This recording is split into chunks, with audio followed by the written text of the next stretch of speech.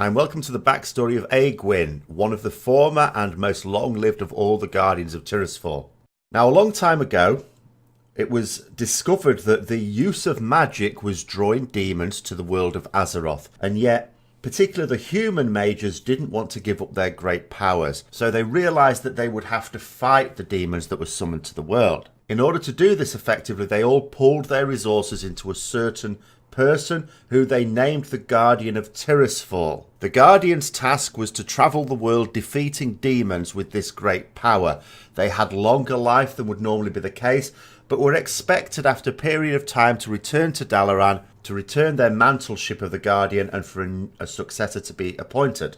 In the case of Aegwynn, there was a certain amount of resistance to her even becoming the Guardian among some mages, simply out of sexism because she was a woman.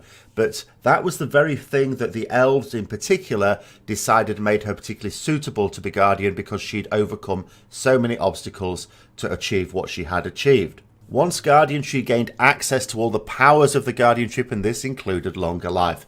But she frequently found herself at odds with the Council of Tirisfal, the group of mages who often conferred with the Guardian and set them on their task. Over time, she became increasingly annoyed at their attempts to meddle in the affairs of other kingdoms, as well as on the methods chosen for her to fight demons. When it became time where she really should have been given up the guardianship and a successor been chosen, she was so at odds with the Council of Tirisfal that she didn't want this to happen. She refused, she remained the Guardian, she even began casting spells on herself to extend her life even further. After about 500 years of becoming Guardian, Aegwynn was in Northrend, fighting off demons that were killing dragons.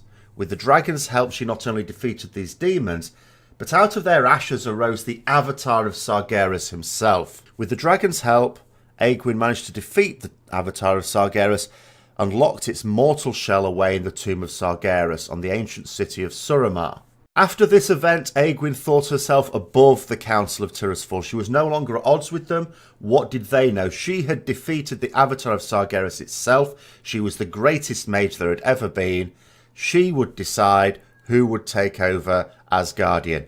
And she knew that at some point she would have to pass over her powers.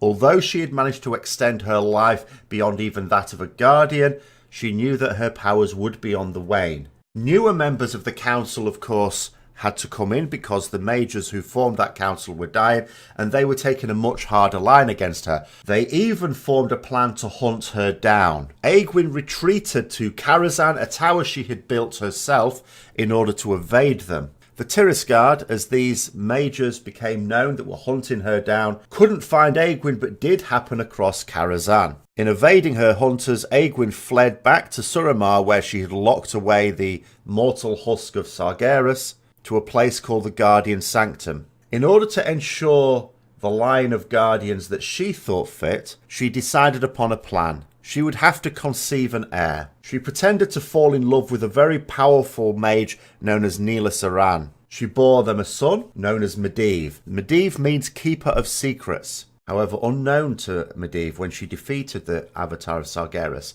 the essence of Sargeras seeped into her, hiding away in the shadows of her soul. When she conceived her son, the essence bound itself to his unborn body. Upon the birth of Medivh, Aegwynn left him in the care of Neela Saran while she fled again. She also laid an enchantment upon him that when he came of age, the powers of the guardianship would be within him.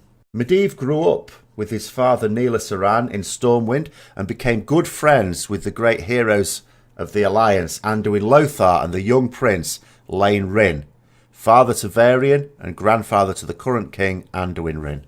However, upon reaching maturity and the powers that his mother had bestowed upon him were unleashed, he found he was unable to control them, and he exploded, killing his father and falling into a deep coma himself. This was a coma he would remain in for 20 years before finally awaking and taking on the mantle of Guardian himself. Because of the corruption of Sargeras that was within him, of course, he betrayed Azeroth, opening up the Dark Portal to allow the Horde to conquer the Eastern Kingdoms.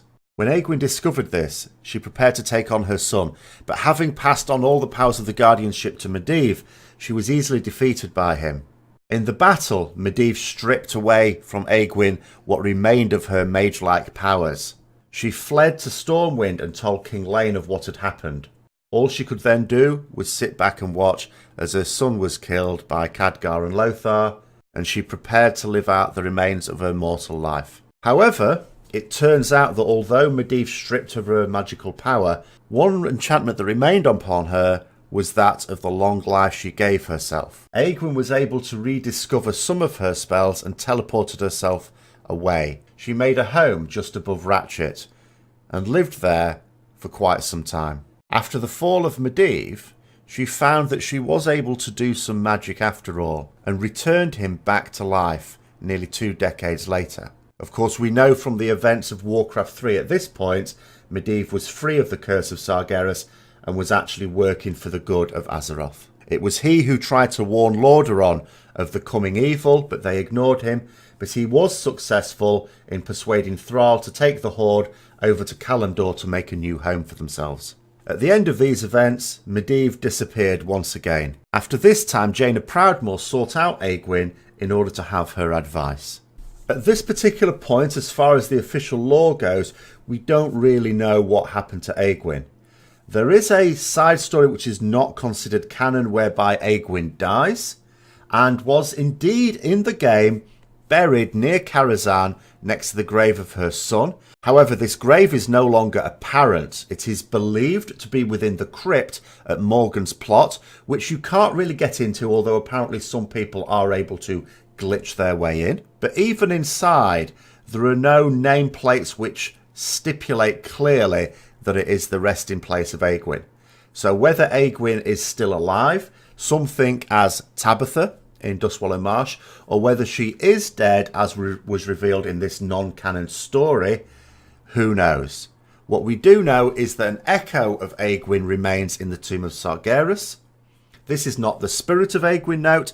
This is a deliberate echo left behind just in case of any eventuality whereby people would need to know what happened and reseal the tomb. So that's the backstory of Aegwynn, mother of Medivh. Someone who had been alive for many hundreds of years, may still be alive now, may not. It's very difficult to know what Blizzard intend in that regard. I hope you enjoyed it. If you did, don't forget to subscribe for further content. And until next time, I'll see you later.